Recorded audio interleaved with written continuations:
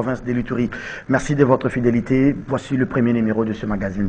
Nous sommes lundi 7 février 2022. Madame, Monsieur, on commence cette émission avec les Sacres du Lion de la Teranga. Fini donc la Coupe d'Afrique des Nations Cameroun 2021. Sadio Mané avec Aliou Cissé ont remporté les trophées hier par jet de tir au but face donc à l'équipe égyptienne. Sadio Mané qui a soulevé les trophées hier, fini cette phase de la CAN. Rendez-vous au mois de mars prochain pour le match des barrages en vue de la qualif pour les 5 équipes africaines qui vont jouer la Coupe du Monde au niveau du Qatar. Sujet d'actualité politique 48 heures après son interpellation, suivi de son audition de près de 40 minutes. Toujours pas de version, en tout cas officielle, en ce qui concerne l'interpellation et l'audition du numéro 1 du Conseil national de sécurité, François Béa Kassonga, qui a été interpellé le samedi par les services de l'Agence nationale de renseignement. Plusieurs versions, en tout cas, circulent dans les médias, tout comme dans les réseaux sociaux. On parle d'une guerre de clans autour de l'entourage du président de la République, mais également cette réquisition de l'ANR adressée au DG de la compagnie Orange sur le relevé téléphonique d'un numéro. Ça vient encore embrouiller davantage la situation.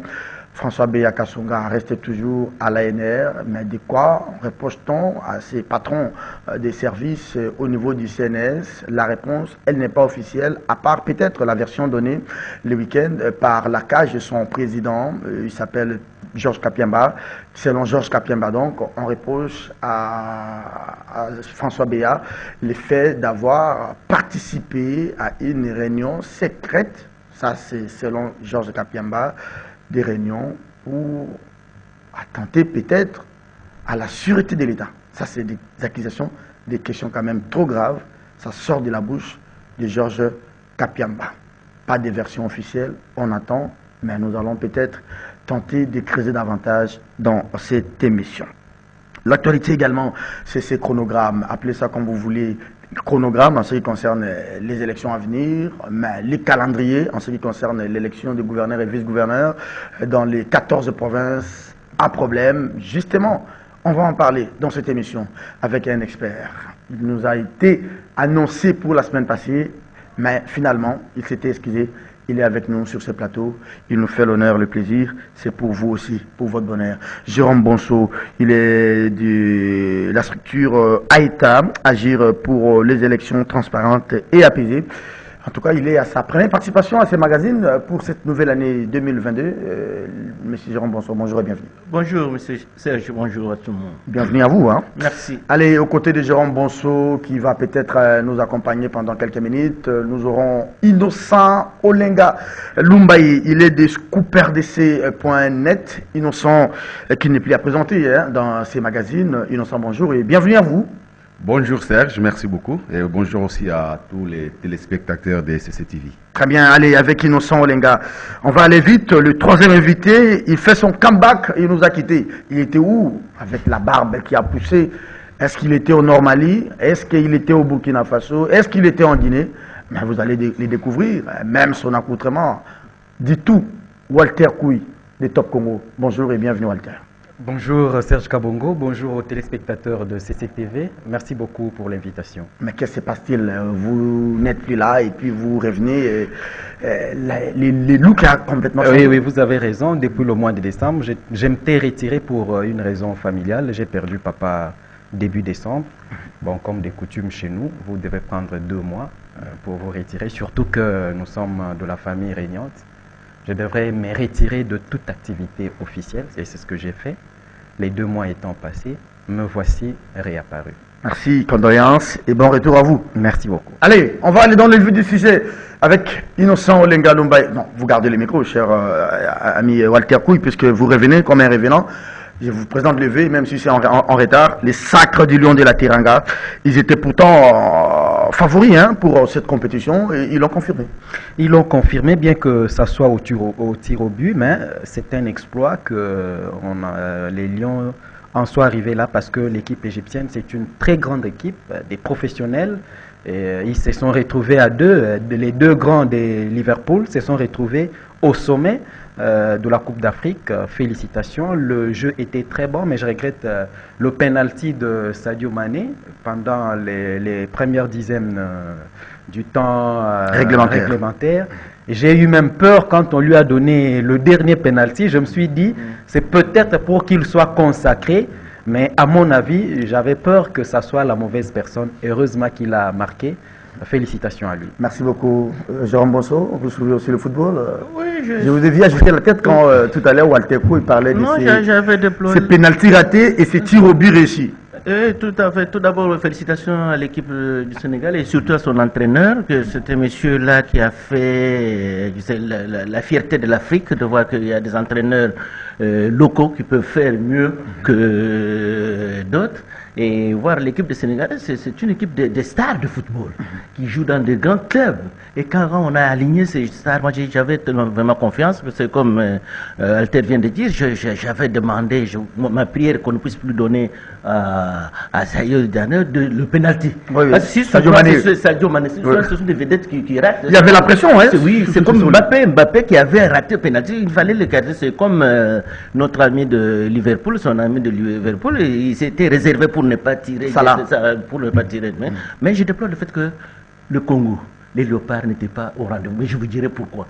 Merci. Merci beaucoup. Allez, on va peut-être attendre le Congo au mois du barrage, c'est au mois de mars. Hein. Tout à fait. J'apprends que ça sera au stade de Martyr. Oui.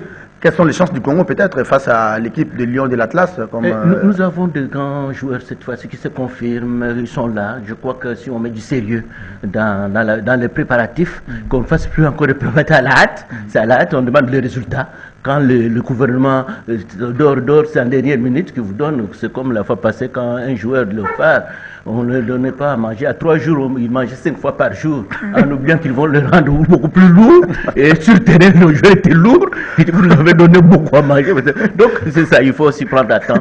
Jérôme Bonso, vous savez, vous m'avez agréablement surpris de parler de football. On sait que quand vous citez le nom de Jérôme Bonso, c'est-à-dire élection, machine à voter, fichier électoral. Mais là, vraiment, merci à vous. Hein. Vous vous intéressez aussi à d'autres disciplines. On pétait les souliers et on nous jetait. Moi j'étais Imanien, mais j'ai changé. Ah, mais là il m'a lancé des. Non, maintenant je me suis resté neutre.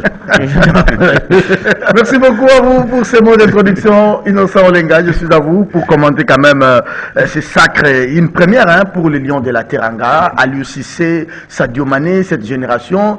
Mais je crois que ça vient dans un contexte un peu plus particulier. Le président Macky Sall qui accède à la tête de l'Union africaine un samedi. 24 heures après, c'est l'équipe nationale qui amène un trophée continental. Oui, vous savez, Serge, vous me connaissez bien, je n'ai pas l'habitude de suivre les matchs, mais hier là, je m'étais consacré. Même si Jean Koumandi parfois vous pousse à suivre. Justement, mais hier là, j'étais déterminé à suivre les matchs. Et du coup, moi-même, j'étais convaincu que le Sénégal allait gagner parce que il a raté beaucoup de buts au cours du match, bien que le penalty a été aussi raté par Mané. Mané a raté le penalty, mais vous voyez, avant de les shotter, son coéquipier plutôt, Salah, est allé chuchoter à l'oreille du gardien. Apparemment, il connaissait bien son coéquipier pour lui dire attention avec lui, allez de ce côté-là. C'est ce qui a fait qu'on a stoppé les coups de penalty. Mais lorsqu'il est revenu, Salah était surpris. Et regardez bien l'image. Salah s'est tenu la tête quand il a vu Mané avec les ballons pour les derniers penalty.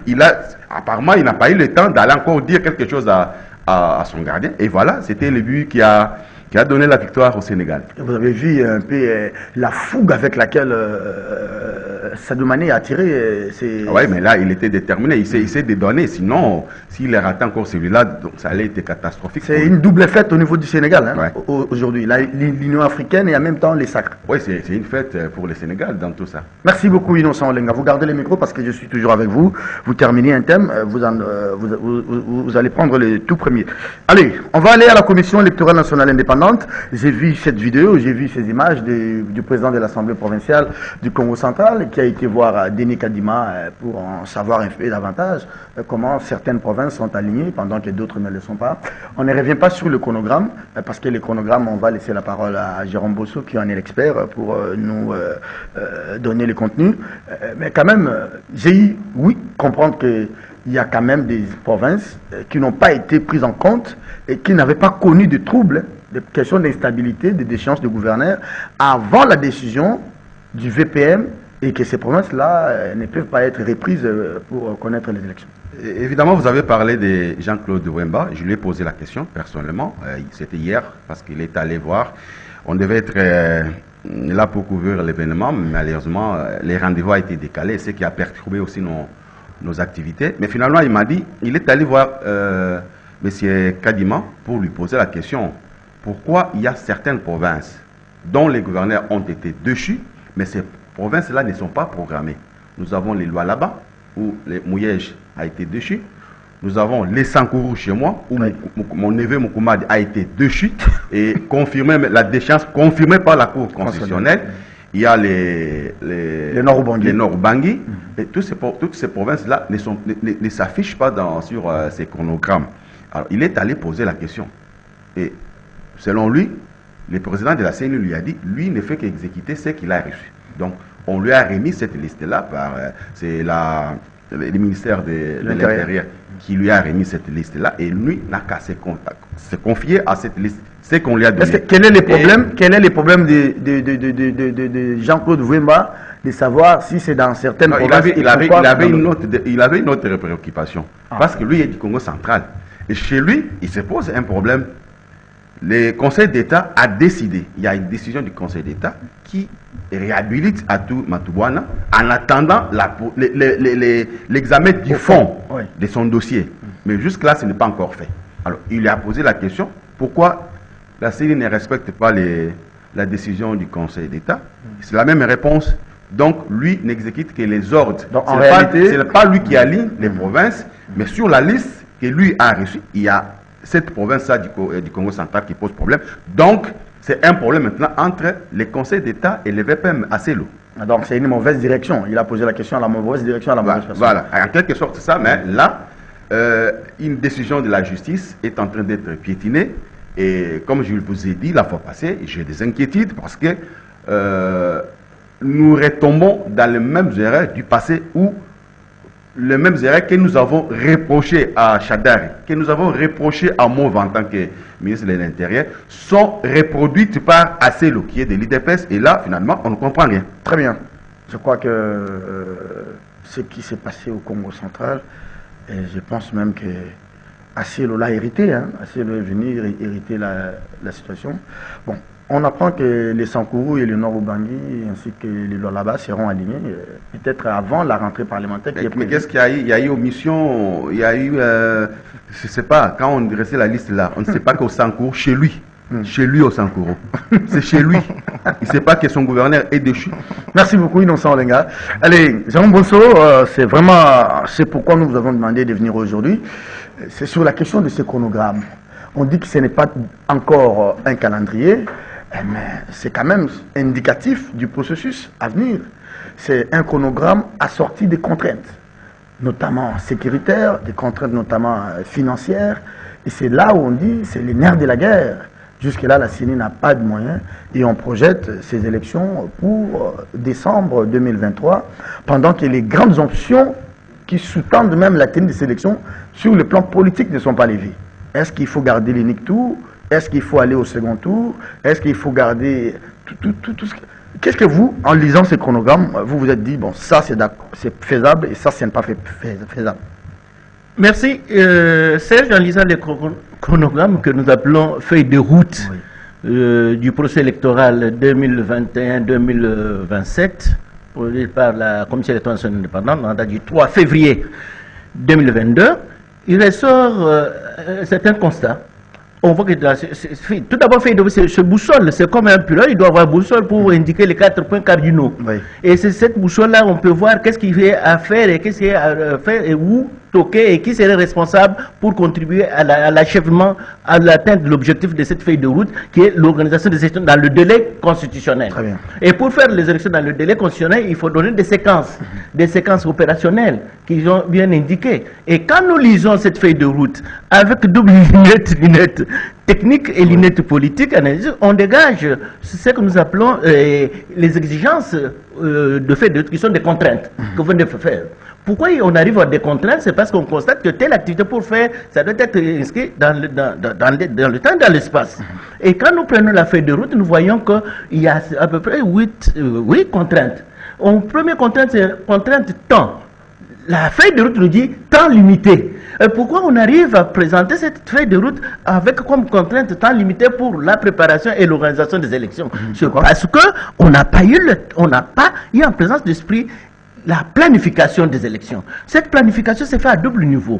Au niveau du gouvernement qui fait ce qu'on appelle planification incitative ou planification directe que le gouvernement devait faire, et au niveau de la CENI. Mais quand on fait la planification, pour que les élections puissent se faire sans qu'on puisse avoir des exigences, des contraintes de facteur temps, on devait le planifier en disant, on met les curseurs pour le planificateur électoral, disent on devait mettre les curseurs sur le mois d'avril 2021 jusqu'au 24 janvier 2024, date de prestation de serment. Donc ça nous donne une fourchette de 1000 jours. Mais aujourd'hui, nous voulons mettre nous sommes de 1000 jours d'avril 2021. Mais aujourd'hui, nous sommes au mois de février. Nous totalisons 11 mois de retard. Quand vous prenez le 11 mois de retard, vous multipliez par 30 jours, vous avez 330 jours. Donc ça aura une incidence sur le processus. Pourquoi pas? Ça va impacter. Ça va impacter. C'est pourquoi on vous dit que le temps limité pour l'organisation des élections. Donc, une activité que vous devez faire dans le 1000 jours, vous le faites maintenant dans 770 jours. Et les conséquences, c'est quoi? Ça va impacter le reste d'activités. Et quelles sont les activités qu'on va faire? Nous avons un problème de fichier électoral. Le fichier électoral nous demande, pour sa constitution, nous demande 400 jours. Nous avons un problème de commande et conditionnement de matériel. Déploiement de matériel, ça nous demande 223 jours. Nous avons un problème là de dépôt de candidature et réforme électorale, 180 jours. Et vous prenez tous ces jours, vous les alignez et vous faites votre travail bien. Mais parce que nous avons travaillé maintenant avec un déficit de temps, déficit de facteur temps, que faire? C'est pourquoi on vous dit le temps de moyens financiers. Est-ce que l'argent est déjà disponible? Donc on vous dit problème de volonté politique pour disponibiliser cet argent. Le budget même qui doit financer les élections. Donc dans cette feuille de route, vous avez de grandes opérations. Ce que nous appelons activité électorale critique. Activité critique des élections. Qu'est-ce que nous attendons par chemin critique des élections? C'est l'ensemble des tâches qui sont réunies pour arriver à atteindre l'achèvement qui est l'organisation dans le délai constitutionnel. Et on vous dit d'abord que ça, une des tâches retardée, ça va impacter l'atteinte de 2020-2023. Or, ici, nous avons, par exemple, le problème identification-enrôlement. C'est un casse-tête, ça prend 400 jours. Et nous voulons que cette identification puisse être couplée avec le recensement. Denis Kadima était clair sur la question parce que nous allons vous libérer. Il dit soit l'ONIP, il a quand même taquiné un peu l'ONIP, selon lui, qui jusque-là n'a pas finalement fait son travail, soit on s'en tient à l'identification des électeurs, tout simplement, qui est d'attendre les recensements généraux. Il n'a pas taquiné l'ONIP, il y a des services habilités à faire ça, ce qu'on appelle le recensement administratif à vision numérique. Et qui devait faire? Maintenant, il y a guerre d'intérêt ou bien de marché. Le ministère du numérique veut intervenir, le ministère du plan veut intervenir, avec l'INES, ainsi de suite. Mais on a voulu que les structures spécialisées, ONIP, INES, CENI, se mettent ensemble à avoir une approche de travail. Quelle est l'approche à faire pour arriver au résultat? Et comment on va le faire? Parce que si on se met, on ne peut pas. Allez-y par là. Vous avez parlé de recensement. L'importance que nous ne voulons pas aller encore aux élections sans pièce carte d'identité. Nous avons violé la loi. Qui est électeur? C'est un Congolais. Qu'est-ce qui montre que c'est tel Congolais, mais c'est innocent Congolais? Il n'a pas la carte d'identité. Carte d'électeur n'est pas carte d'identité. Et c'est pourquoi vous avez parlé de Cannes. On nous a éliminé des Cannes. Pourquoi? Parce qu'on a introduit des recours pour Kanga. Le tribunal arbitral de sport à Genève nous a demandé à demander notre FECOFA prouver que Kang est congolais. Nous avons prouvé, nous avons donné, garçon qui habite Ngirigiri, il fait cela, donner sa carte d'identité. On porte la carte d'électeur. On dit carte d'électeur n'est pas carte d'identité. Or, la CENI de 2018 avait commis une bêtise maladresse de induire le gouvernement en erreur. Parce qu'en faisant ça, il devait y avoir un sous-bâtiment juridique. Le décret devait être pris par le Premier ministre pour dire la carte d'électeur fait office de ça. Adressez-vous un peu au téléspectateur. Par rapport à la feuille de route, c'est-à-dire que le délai ne sera pas tenu. Non, le délai va être tenu à condition qu'on puisse compresser le délai et qu'on mette suffisamment de moyens parce que nous allons organiser des élections les plus coûteuses. Et pour mobiliser le moyen, est-ce que nous avons capacité de mobilisation de moyens à l'heure qu'il est? Et c'est ça la question. Parce que nous, on voit des volontés politiques. Oui. Est-ce que le gouvernement a déjà disponibilisé les moyens matériels, financiers et logistiques à la CENI? Nous disons non. À quand est-ce qu'on va faire ça? Est-ce que notre Parlement est en mesure de voter, d'adopter, de voter des lois les lois essentielles, ce que nous appelons la législation électorale, pour que la CENI organise les élections, parce qu'au mois de mars, la rentrée du mois de mars, jusqu'au juillet, est-ce que le Parlement sera en mesure de doter la CENI, toutes les lois, toutes les législations? C'était une paire de manches. Et c'est pourquoi vous voyez, et du côté moyen financier, il n'y en a pas, et du côté législation électorale, il n'y en a pas, et du côté aussi, on vous parle de volonté politique. Ça semble ne pas être au rendez-vous, parce que jusque-là, la CENI n'a pas de moyens, et quand on va donner ces moyens en retard, ça va pousser la CENI à faire des élections qui vont être entachées d'intégrité électorale, qui ne seront plus les élections de qualité, ce que nous avons perdu en 2006, en 2018. Donc c'est tout un problème pour vous dire que 2028, nous devons faire attention parce que l'espèce de glissement électoral plane là-bas et quand on va glisser, la responsabilité sera partagée au niveau des actes de responsables, au niveau du gouvernement, au niveau du Parlement et au niveau des partenaires aussi techniques et financiers qui nous assistent. Jérôme Bosso de l'État agile pour des élections transparentes et apaisées. Cher Jérôme, merci d'avoir été des nôtres pour cette question des consultances. Vous gardez les contacts avec les réalisateurs parce qu'il est prévu un plateau spécial sur la question du chronogramme. Vous serez cette fois-là face aux acteurs politiques côté Union Sacrée et côté la Mouka pour que vous puissiez faire une lecture technique de la question de cette feuille de route. Merci d'avoir été des nôtres et au revoir. Merci beaucoup. Allez, on va aller avec des chroniqueurs, des journalistes, politiques. Walter Couille, je ne sais pas s'il faut prendre rapidement ces derniers thèmes qui nous concernent. 40 minutes d'audition de François Beya Kassonga, le numéro 1 du CNS, Conseil national de sécurité. Les chefs des flics, si je peux me le permettre, aucune version officielle, personne ne donne de la bonne information, à part peut-être Georges Kapiemba. Que se passe-t-il finalement? Ça sent mauvais, comme Jérôme, comment il s'appelle, José Nawez l'a titré ce matin dans son édito.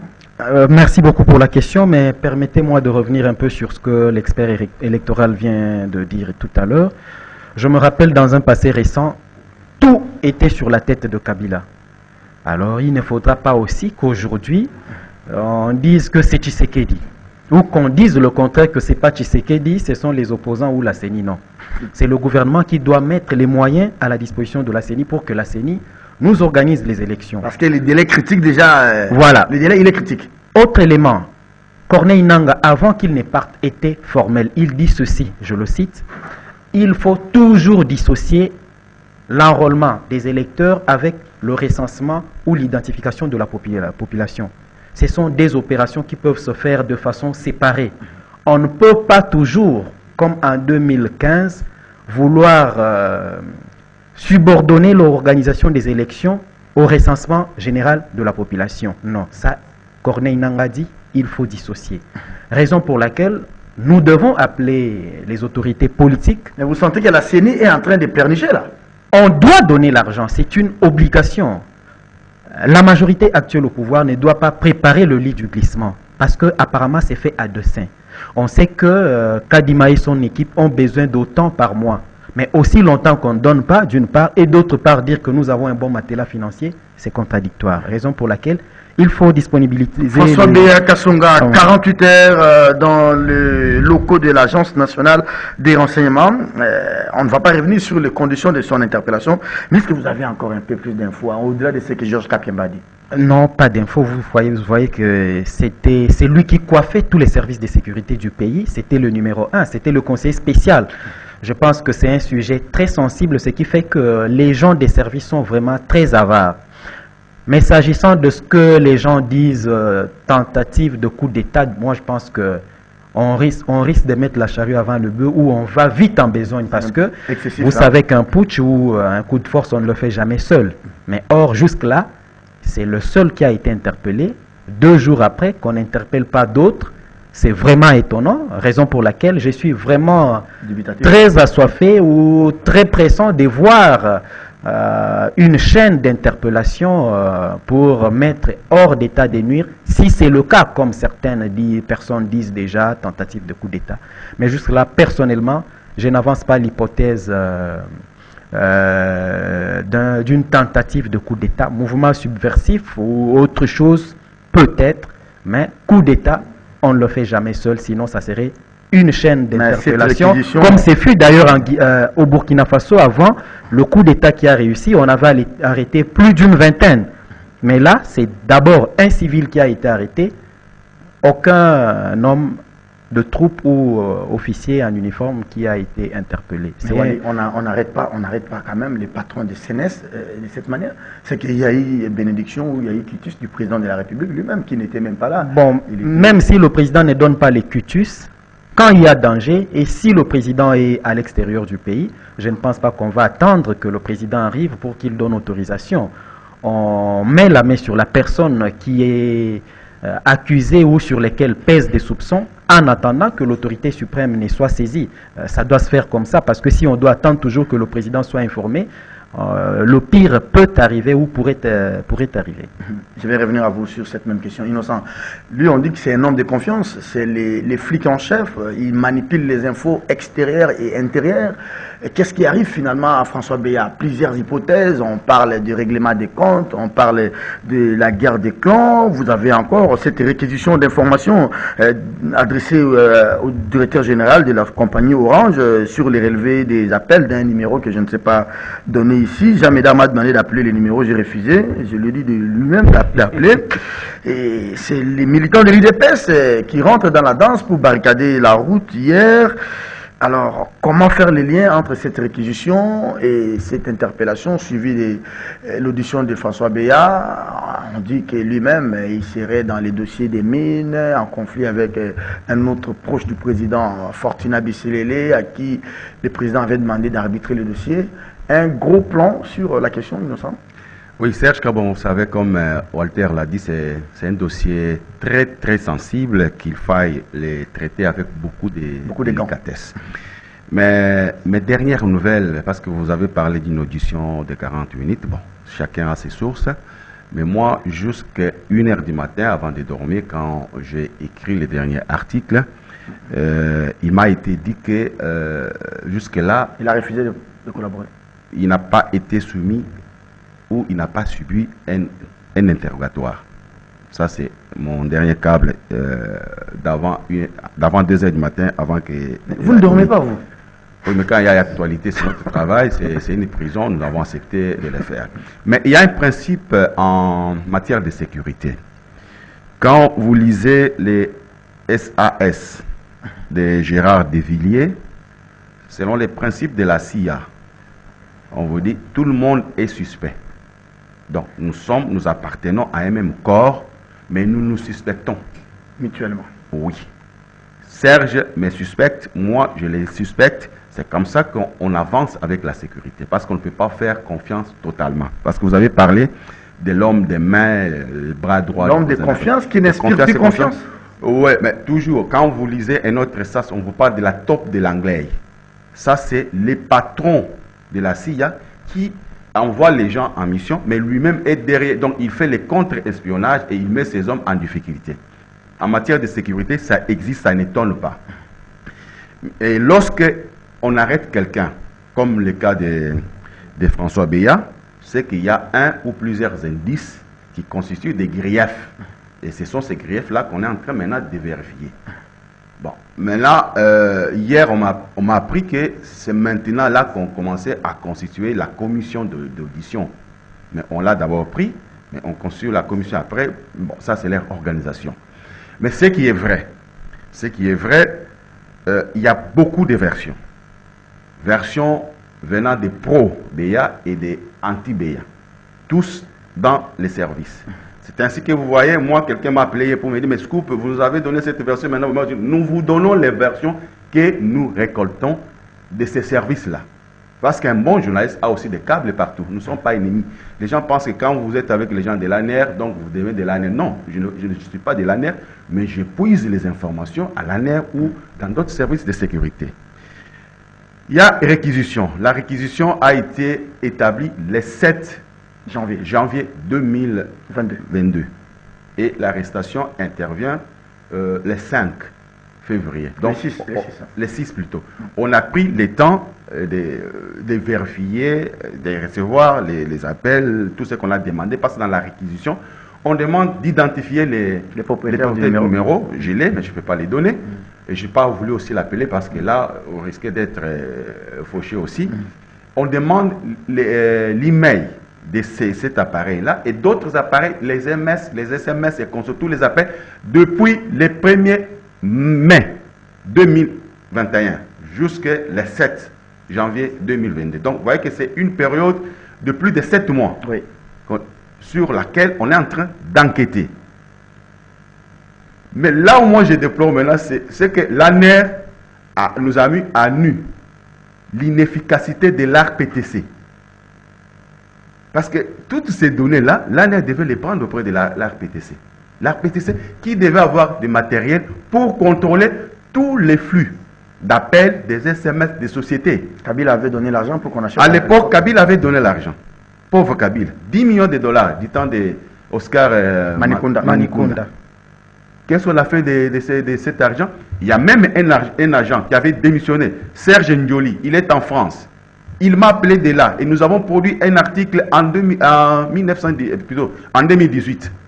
2018, où il dénonçait comment l'ARPTC favorise largement la fraude des téléphones.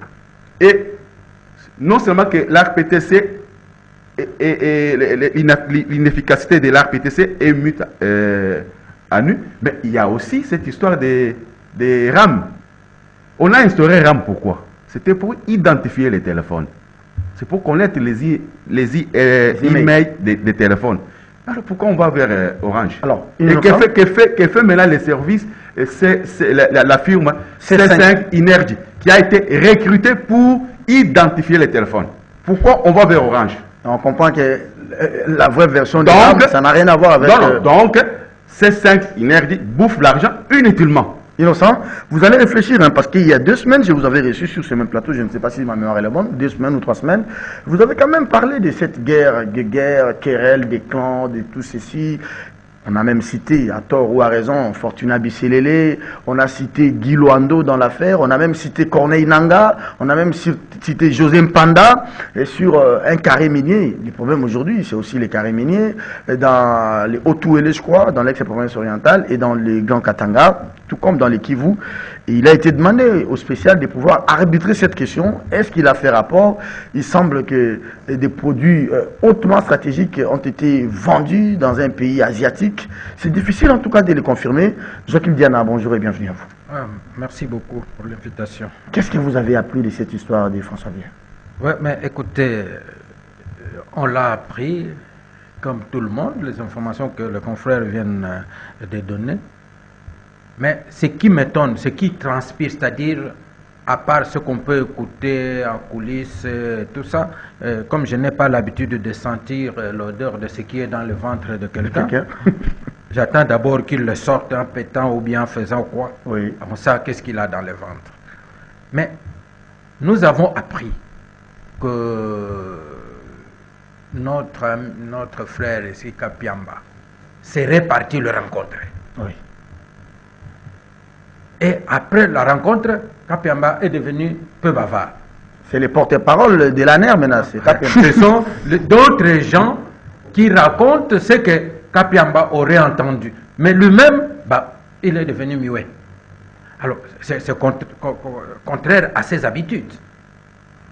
Mais même ce qu'on rapporte de ce que M. François Béat aurait dit à Kapiamba, c'est contradictoire.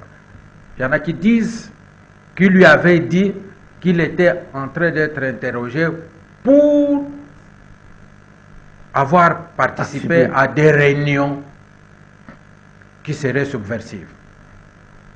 Mais je suis d'autres médias qui disent jusque-là, il n'a pas encore été entendu, une commission a été mise en place, c'est Kapiamba aussi qui aurait raconté ça. Alors c'est pourquoi nous aurions voulu que Kapiamba lui-même parle. Mais voilà, mais la vraie leçon que nous tirons, c'est quoi? Que nous entrons dans une zone dangereuse. Ça, c'est la nudité de l'État. Nous entrons dans une zone dangereuse. Vous ne serez pas étonné que demain, de tout ça, les soupçons, on soupçonne tout le monde, ah non, Walter Nkou est pris, Innocent Olenga est pris, déjà. Donc, ce sont des périodes que nous avions cru enterrer avec la démocratisation. On avait voulu, quiconque veut régler des comptes à quelqu'un d'autre, il y a des mécanismes pour ça. Si c'est un parlementaire, il a une tribune. Si c'est quoi, il y a les médias libres. On peut aller tout dire. Mais cette histoire de fomenter des coups pour qu'on arrête déjà, vous savez, nous avons le stade de martyrs. Ah oui, avec qui les martyrs là, ce sont les gens, on est allé dire au président, voilà, ils veulent faire le coup, et ainsi de suite. Ils ont été pendus publiquement. Vous avez Matanda, un industriel du côté de chez moi, Massimani Mbala, Jacques. Cet homme n'avait rien de politique, c'est un simple commerçant. Il n'avait rien de politique, c'est intéressant même. Et d'abord, à l'époque, vous allez vous intéresser à quelle politique? Mais puisqu'il avait un neveu, Koudiakou Banza. Koudiakou Banza, un ancien collègue du président de la République dans l'armée, ainsi de suite, qui est...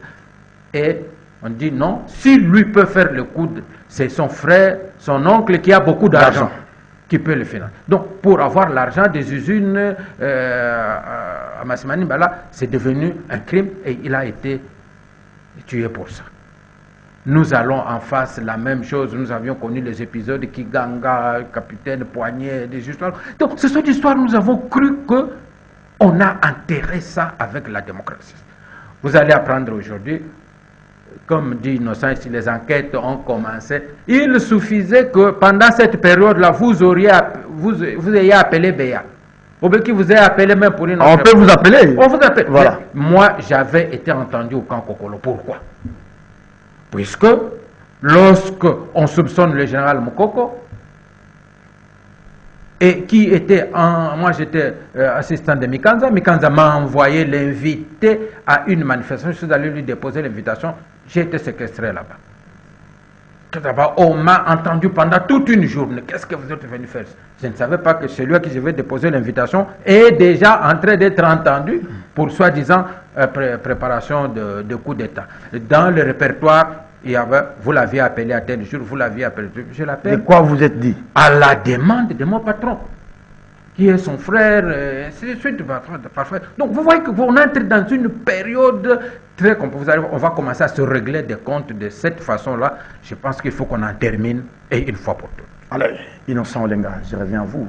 Votre dernier tour de cette émission. Il nous reste encore 10 minutes, on va se séparer. Rien à voir avec ce que vous avez écrit hier, hein?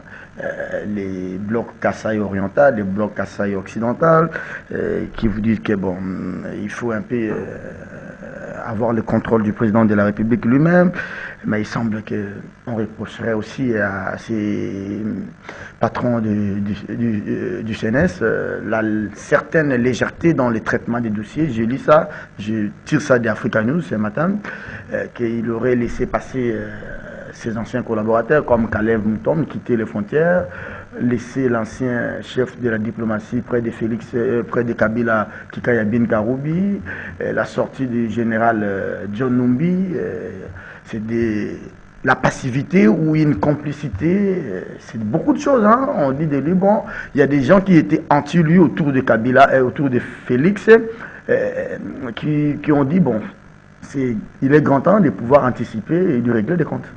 Vous savez, rien n'est à exclure. La guerre des clans, ça, ce n'est pas à exclure. C'est connu de tous qu'il y a 2 camps à la présidence de la République, 3 même. Il y a les clans Kassai oriental et les clans Kassai occidental, ou Kassai central. C'est connu. Et à ces 2 clans-là, il faut ajouter la diaspora. Bon, légèreté, je ne suis pas de service. Mais moi, je connais comment Kalev est sorti. C'est vrai. Je ne veux pas le dire, mais il y a une négociation. Soit vous m'arrêtez, je dérobe de ma règle des barbouzes, je mets tout sur la place publique, soit vous me laissez sortir, je vais faire ma vie ailleurs. On a opté pour la deuxième hypothèse. Un bon débarras. Voilà. Alors, autour du chef, la guerre des clans, c'est quoi? C'est des carrés miniers? Mais vous savez, Serge Kabon, nous l'avons écrit, sans mâcher des mots, oui. Et nous nous assumons. Autour non, même chef, 2 semaines après, les faits vous donnent raison. Du chef, il y a des faucons et des vautours. Et chacun est venu avec les principes de Carpe Diem. C'est maintenant ou jamais. Et il faut, quand on vient avec l'esprit d'enrichissement, on le fait en désordre. Parce qu'on ne sait pas quand est-ce que ça va arrêter. Vous savez, avec Mobutu se disait, il est le roi du ballon, il ne peut pas voler Ibanda Moutika parce qu'on s'est dit, c'est nous, personne d'autre ne va nous remplacer. Et lorsque les Kabyles sont venus, qu'est-ce qu'ils ont fait? Nous prenons parce que nous savons que nous allons partir un jour. Dans la tête de Mobutu, il ne partira pas. C'est ainsi que quand il régnait, Mobutu a combien de parcelles ici à Kinshasa? Mobutu a laissé combien de parcelles? À part la parcelle de Bandal, qu'il a acheté quand il était journaliste. Il n'en a pas 3 ou 4. C'est parce que se disait, c'est chez lui. Et les autres qui sont venus, qu'est-ce qu'ils font? Ils se constituent des matériaux financiers, ils sont dans les booms immobiliers en désordre et ils sont dans tous les sens. Là où passe même 100 francs, ils sont là. Et c'est ça autour du chef de l'État. Et alors, quand vous êtes comme ça dans ce contexte-là, qu'est-ce que vous faites? Vous faites la guerre.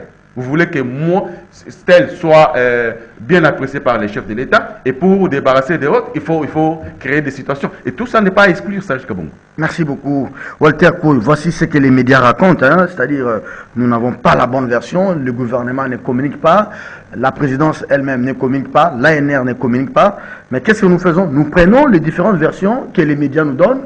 J'ai lu vraiment, je vous recommande même cet article de Africa News. Quand j'ai parlé des 40 minutes d'audition, c'est Africa News qui a écrit ça. Et vous savez, les séries avec lesquelles cette rédaction traite les informations. On dit qu'il y a des guerres autour des carrés miniers et qu'il y a des matières stratégiques. Je crains fort que ce soit l'uranium qui aurait été vendu, l'autorisation de quelqu'un, et les Américains auraient intercepté l'info. Et c'est difficile de donner du crédit à de telles affirmations, mais je crois quand même que c'est aussi difficile de demander à l'ANER de nous dire la bonne information maintenant. Est-ce que c'est les jours à venir qui vont nous déterminer? Peut-être qu'on ne saura jamais. C'est une matière très sensible et voire, surtout au regard du niveau des responsabilités que François Beya a occupées, je ne pense pas que ça serait, à moins que nous évoluions comme on évolue depuis là, que l'État soit dans la rue, mais sinon, certains secrets d'État seront gardés, même s'il est fautif, on ne le dira pas parce que il est dépositaire de certaines informations ultra sensibles qui ne méritent pas d'être mis sur la place publique. On pourra rester peut-être tout le temps comme ça, à se poser beaucoup de questions, mais s'agissant de l'intégralité de la véracité, c'est pas aujourd'hui ou demain qu'on en saura. Mais c'est pour enchérir aussi ce que l'aîné Innocent Olenga disait, c'est tout à fait normal. La guerre au palais ou dans la cour du président de la République, le vrai problème est que... Ce n'est pas une purge. Ce n'est pas une purge. Non, pas purge. Kaboundé est parti. On est dans un contexte où le seul boulot, c'est le travail politique qui paye mieux en République démocratique du Congo. Et quand vous perdez le pouvoir politique, c'est la misère.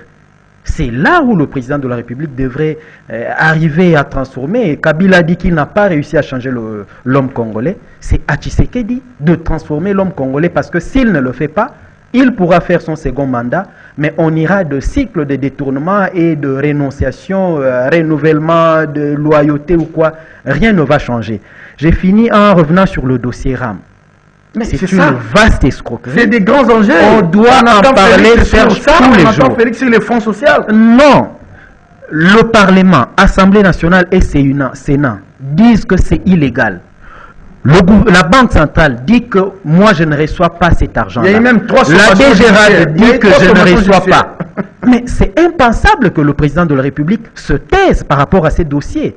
Lui qui parle du peuple d'abord, c'est ici qu'il doit apporter une réponse. L'état des droits, c'est aussi le respect de ce que les parlementaires ont dit. Qu'on arrête le prélèvement avec le RAM parce que Innocent Olenga vient de démontrer que leur truc là d'identification, c'est du n'importe quoi, c'est de l'escroquerie, c'est de l'arnaque à la limite. Allez, déjà les images que nous avons vues, le confrère Wali n'accrédite pas la thèse d'une purge qui ne dit pas son nom, hein, parce que vous avez un Kabound qui était les bras séquiliés sur des questions politiques, pour des règlements politiques avec les présidents de la République, qui est parti de la manière que nous connaissons tous.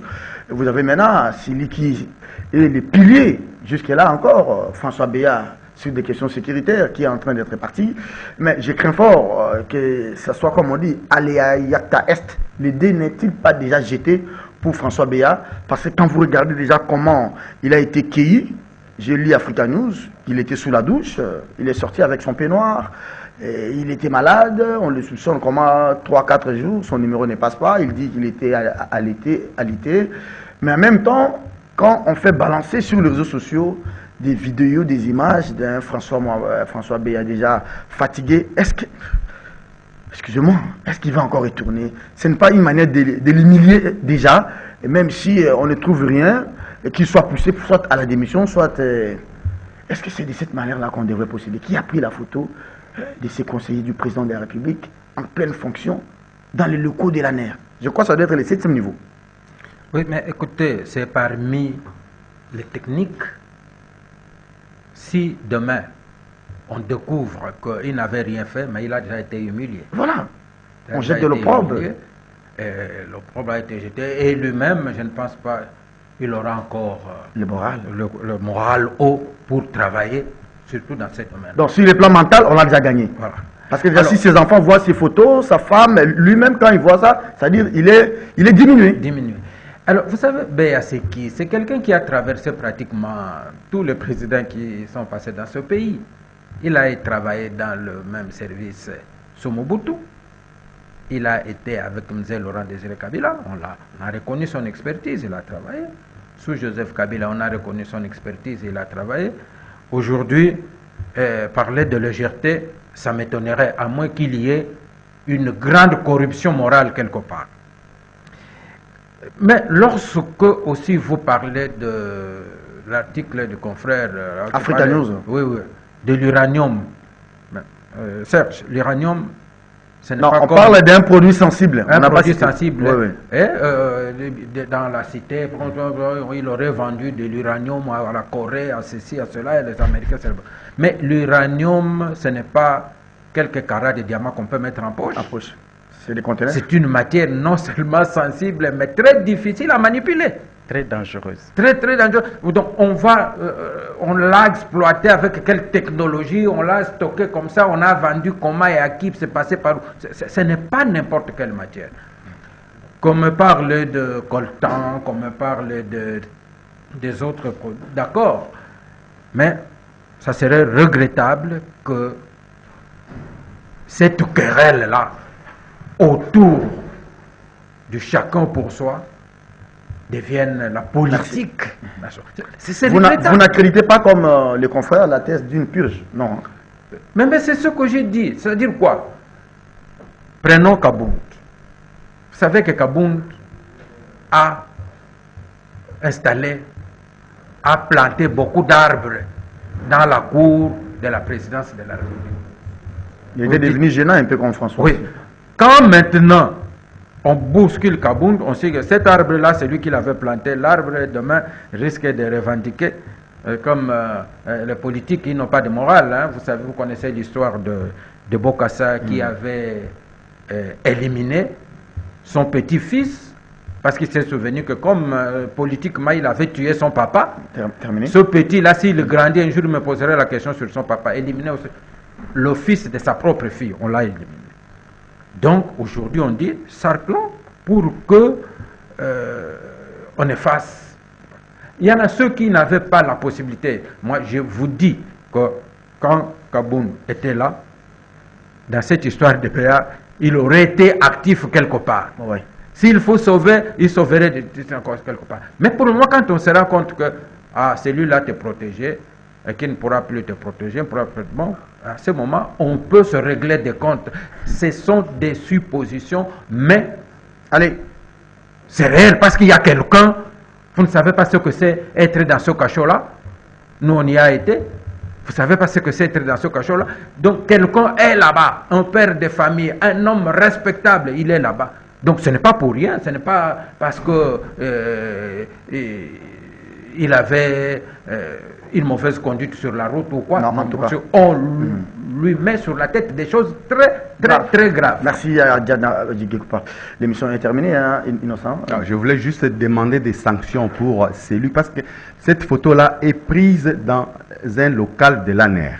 C'est-à-dire, il y a quelqu'un qui était avec Beya, qui a pris cette image-là. On voit même les genoux d'un homme habillé en kaki militaire. Kaki militaire. Voilà. Alors que l'on découvre qui était assis dans cette chaise-là, et c'est évidemment lui qui a pris la photo et la vidéo et qui a balancé. Alors il faut des sanctions fortes pour cet individu qui ne connaît pas les principes de la sécurité. Merci beaucoup à vous, cher Innocent Olenga. Et pour terminer cette émission, je vous informe qu'il y a plusieurs mandats de comparution dans la province du Tanganyika, autrefois dirigés par les jeunes frères du président, l'ancien président Joseph Kabila, Joé Kabila, donc, des mandats de comparution signés pour des dignitaires, dont des ministres, le directeur des cabinets de Joé, tout comme le président de l'Assemblée provinciale du Tanganyika, un certain monsieur, ancien gouverneur également, Ngoïki Tangala. On ne sait pas vraiment, plus de 5 mandats de comparution pour ceux qui avaient géré la province, même le président de l'Assemblée, les premiers vice-présidents également, les directeurs de cabinet.